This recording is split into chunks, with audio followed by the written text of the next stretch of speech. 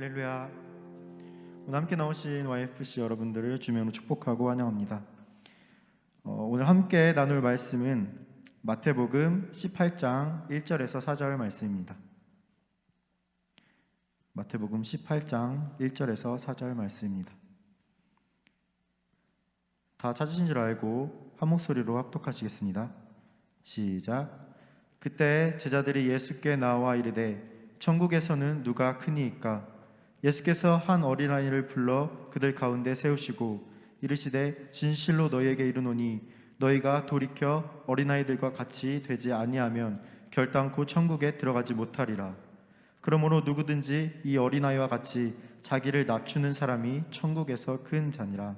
아멘. 여러분들은 어떤 사람이 되기를 원하시나요? 세상에서 리더십이 있는 사람? 남들에게 인기가 많은 사람? 너무 좋습니다. 항상 최고가 되기를 원하는 사람, 그런 사람들이 되기를 원하시나요? 우리가 이렇게 대부분 각자가 주목받기를 원하는 삶을 살기를 소망합니다. 그 이유를 생각해 봤을 때 정말 주목받는 삶이 자신의 그 삶 가운데서 주인공이 된 것 같고 남들이 부러워하는 그런 삶이 되는 것이기 때문입니다. 저는 말씀을 준비하면서 이런 생각을 한번 해보았습니다. 과연 예수님께서 나에게 천국에서 어떤 사람이 큰 자냐고 물어보신다면 내가 고민 없이 대답을 할 수 있을까 하는 생각을 해보게 되었습니다. 나도 세상에서 돈이 많아서 먹고 싶은 것도 먹고 또 사고 싶은 것, 갖고 싶은 것도 다 사고 싶은데 이러한 생각을 하는 나조차도 과연 나를 예수님께서는 어떻게 생각하실지, 어떻게 나를 바라보실까 하는 그런 생각을 해보게 되었습니다. 오늘 함께 나눌 말씀을 통해서 겸손한 신앙인의 자세라는 주제로 어떠한 사람이 하나님께 주목받는 삶인지 함께 알아보려고 합니다. 함께 읽은 본문 말씀에서 제자들이 예수님께 이런 질문을 합니다. 예수님, 천국에서는 누가 가장 큰 자입니까? 이 질문을 세상 말로 바꿔보면 어떤 사람이 천국에서 가장 서열이 높은 사람입니까? 또 누가 더 대접을 받는 사람입니까? 누가 더 좋은 곳에서 사는 사람입니까? 라고 이러한 질문이지 않을까 하고 생각해 봅니다. 하지만 이러한 질문들이 과연 천국에서 의미가 있을까요? 제자들이 예수님께 한 이 질문을 생각해 본다면 결국에는 그 마음만 더 상하게 할 뿐입니다. 사람은 연약하고 완벽하지 않기 때문에 계속해서 만족을 찾으려고만 합니다. 하지만 그 끝은 사람이기 때문에 불행으로 이어질 수밖에 없습니다. 결국 그 모든 만족을 추구하는 삶 때문에 계속해서 만족을 찾으려고 하지만 결국 만족을 할 수 없게 되어집니다. 잠언서 말씀을 살펴보면 이러한 구절이 있습니다. 잠언서 18장 20절 말씀 제가 읽겠습니다. 사람은 입에서 나오는 열매로 말미암아 배부르게 되나니 곧 그의 입술에서 나는 것으로 말미암아 만족하게 되느니라. 이 말씀을 보면 그의 입술에서 나는 것으로 말미암아 만족하게 된다고 나옵니다. 결국 그 스스로의 자랑하는 결과로 그것에만 만족을 하는 것입니다. 이 말씀의 저자는 이 말의 힘을 잘 알기 때문에 함부로 자만하여서 말하기보다는 스스로 절제하여서 그 절제하는 그 마음으로 제한적으로 하기를 강조하고 있습니다. 그렇기 때문에 우리의 계속되는 만족감은 끝이 없게 되기 때문에 그 스스로 제한을 두어야 합니다. 그 가운데에서 감사를 찾고 또 만족감을 얻어야 할 것입니다. 다시 말씀으로 돌아오겠습니다. 제자들의 질문은 결국 자기 자신이 각기 큰 인물이라고 생각하면서 내세우게 되는 것이죠. 이 질문 속에는 분명히 교만함이 있고 또 결국에는 그 공동체의 갈등과 그 분쟁을 조성하게 될 것입니다. 하지만 여기서 예수님께서 보여주신 행동을 우리가 한번 살펴보기를 원합니다. 예수님께서는 누가 큰 자라고 딱 지목하지 않으시고 제자들에게 행동으로 보여주셨습니다. 2절 말씀에 예수께서 한 어린아이를 불러 그들 가운데 세우시고 라고 말씀에 나와 있습니다. 여기서 어린아이를 통해 상징적인 교훈을 하시게 됩니다. 이 당시 유대 사회는 어린아이들을 이등시민으로 무시하는 것이 그 당시 사회의 모습이었습니다. 이 어린아이를 세우신 것이 단순하게 철이 없기 때문에 또 어린아이니까 어리석기 때문에 그렇게 세우신 것이 아니라 그 어린아이의 그 모델로 인해 겸손함과 의존함의 모델로 세우신 것입니다. 예수님의 이러한 행동을 통해서 제자들은 당황하고 충격을 받을 수밖에 없었습니다.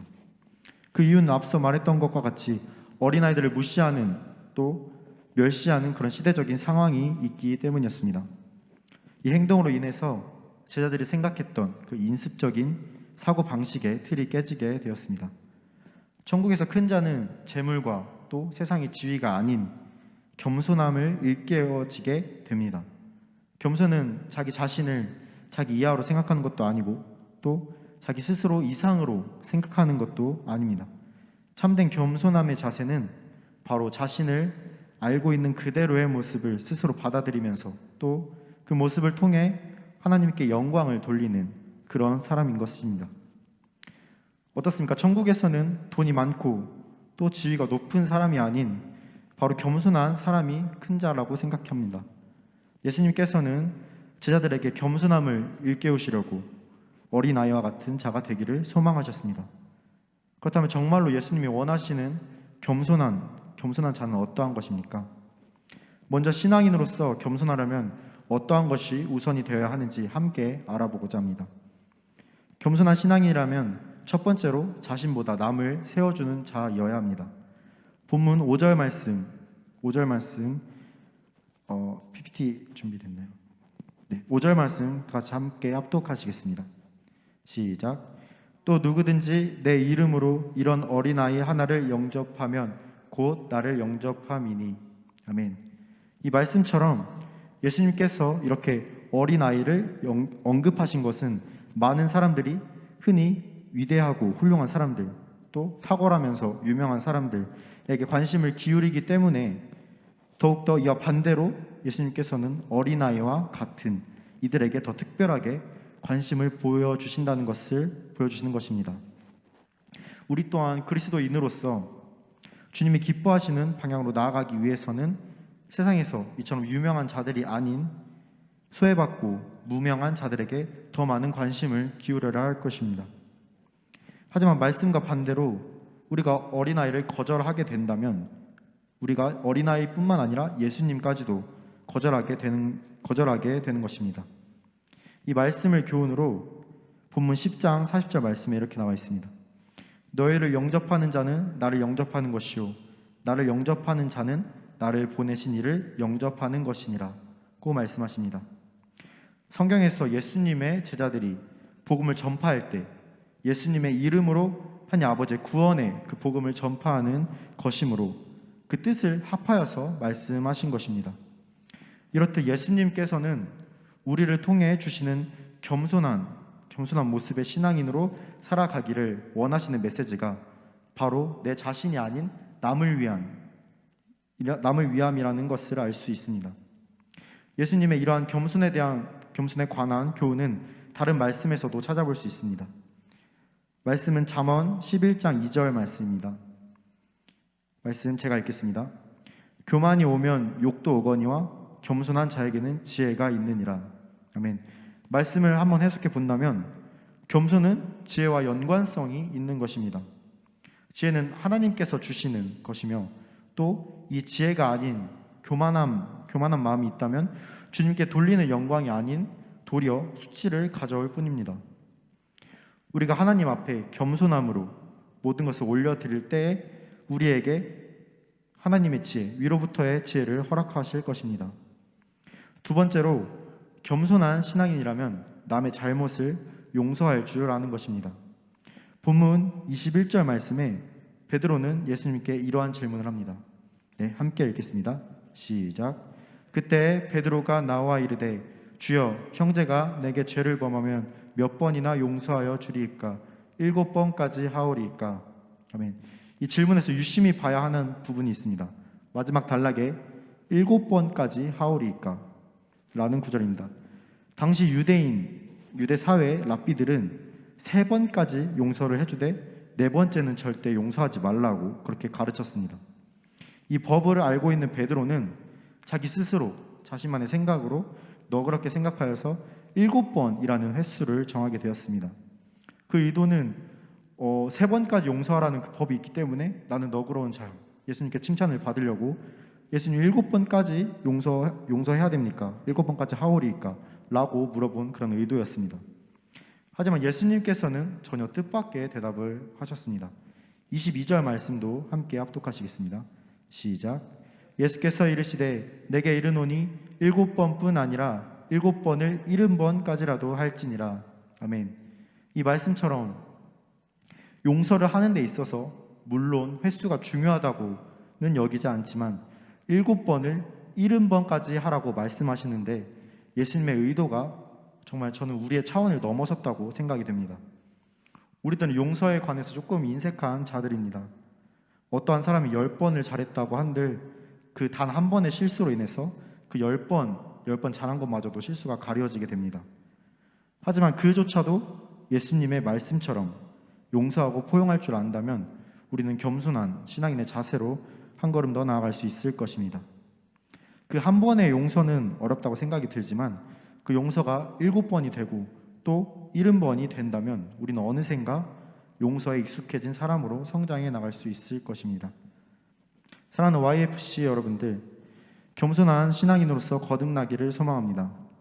세상이 어렵고 다 타협하고 또 세상의 방법을 따른다고 할지라도 우리는 그들과는 다른 그리스도인으로서 분별되어야 할 것입니다. 빛과 소금의 역할로서 세상에서 그리스도인으로서 그 길을 비춰주면서 또 그 분별함으로 세상 속에 섞이지 않는 저와 여러분들이 되시기를 소망합니다. 끝으로 겸손함이란 앞서 말했다시피 자신보다 남을 위하는 마음입니다. 내가 가지지 못한 것에서 불평하고 원망하는 그런 삶이 아니라 나에게 주어진 내가 가진 것에 대해 만족하고 또 감사함으로 고백하면서 나에게 있는 것을 나누며 섬기는 삶이 겸손함의 삶인 것입니다.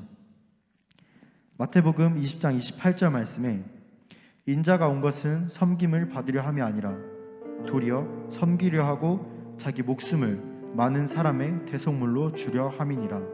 아멘. 이 말씀에서 예수님께서는 그 겸손함의 모습을 우리에게 보여주셨습니다. 세상에서 큰 자가 되려면 먼저 섬기는 자가 되어야 하며 또 으뜸이 되고자 하는 자는 먼저 종이 되어야 한다고 말씀하셨습니다. 우리가 세상에서 섬기며 또 베풀며 겸손함의 마음으로 세상을 바라보는 신앙인으로서 살아가기를 주님의 이름으로 소망합니다. 말씀을 맺겠습니다. 오늘 함께 나눈 본문의 말씀처럼 예수님께서 우리에게 하시는 그 비유의 말씀이 어쩌면 지금의 세상을 살아가고 있는 저와 여러분들에게 신앙인으로서의 순수함을 일깨워주는 말이라고 생각이 됩니다.